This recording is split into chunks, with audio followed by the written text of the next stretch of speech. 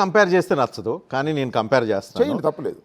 Telugu Desam party office మీద మీరు దాడి చేసినప్పుడు, వైఎస్ఆర్సీపీ నాయకులు దాడి చేసినప్పుడు, కార్యకర్తలు దాడి చేసినప్పుడు మీరు చెప్పులు, రాళ్ళు, కర్రలు అన్నీ ఉపయోగించారు. అది మీరు ఆ రోజు ప్రజాస్వామ్యతమైన దాడి అని చెప్పాను. ఆ రోజు మీరు చెప్పుకున్న మాటలు నాకు ఇంకా గుర్తున్నాయి.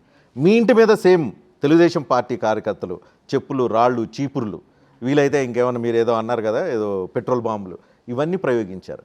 నేను అంటున్నాను మళ్ళీ అగైన్, ఆంధ్రప్రదేశ్లో ప్రజాస్వామ్యం ఉందా లేదా అనేది మనం చర్చ పక్కన పెడితే, ఇసాబ్ బరాబర్ అనే ఒక చర్చ, ఒక బ్యాలెన్స్ అయింది అనే ఒక డిస్కషను ఆంధ్రప్రదేశ్ సమాజంలో, రాజకీయ సమాజంలో జరుగుతుంది. అయితే నాకు జరిగింది అన్యాయం కాదు, ప్రతీకార దాడి అని చెప్పండి, మీరు చెప్పండి, లేదా చంద్రబాబు నాయుడు గారిని చెప్పానండి, లేకపోతే జనసేన నాయకులు చెప్పానండి.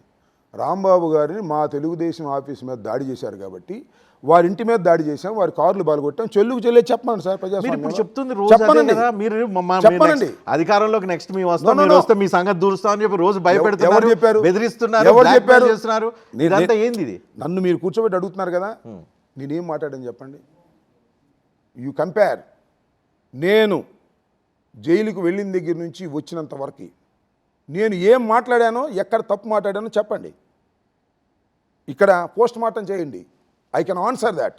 మీరు జైలు, నేను పదజాలం నేను వాడను, మా దగ్గర చేయను, కానీ మీరు ఆ పదజాలం మీరు వెనక్కి తీసుకున్నా, మీరు ఫస్ట్ ఒక బల ప్రయోగం లాంటి ఒక పదజాలాన్ని ప్రదర్శించారు. ఎక్కడ వాడాను సార్ నేను పదజాలం? ఎక్కడ వాడాను? నో, మీరు కాంటెస్ట్ కూడా చాలా ఇంపార్టెంట్, గుర్తుపెట్టుకోండి. కాంటెస్ట్ని పక్కకు నెట్టకండి. కాంటెస్ట్ ఎక్కడ, ఏ సందర్భం, ఎవరున్నారు, మైక్ ఉందా, అది పబ్లిక్ మీటింగా, ఇవన్నీ కన్సిడర్ ఎక్కడ చేసినా తప్పు తప్పే.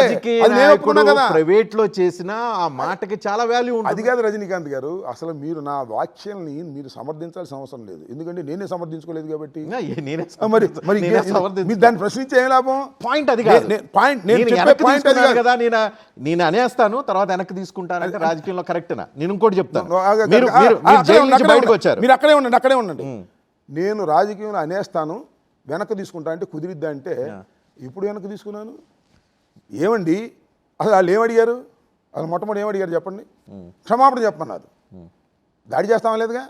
అంటే మీరు ఈ లక్షణాన్ని, ఈ గుణాన్ని మీరు సమర్థించకపోవటమో లేక సపోర్ట్ చేయకపోవటమో తప్పు అంట. ఏ గుణాన్ని?